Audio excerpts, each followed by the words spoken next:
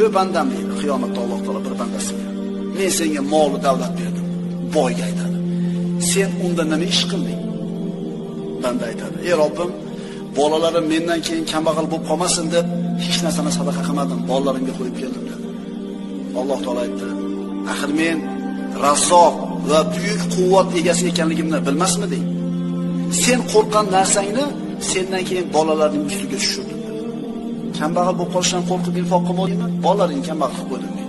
Chunki meni qo'limda edi bu narsa deyapti Alloh taolo. Alloh taolo bir bandaga aytadi: "Ey bandam, senga mol berdim, davlat berdim, boylik berdim. Nima qilding unda sen?" Qarang, boy ham kambag'al ham bir xil namoz o'qisa, boy ham kambag'al ham bir xil roza tutsa, boy ham kambag'al ham bir nafl namoz o'qisa, nima farqi bor boyni kambag'alni? Ana shu Alloh bergan oshchi davlatni infoq qilishligi bilan farqi bor-da. To'g'rimi?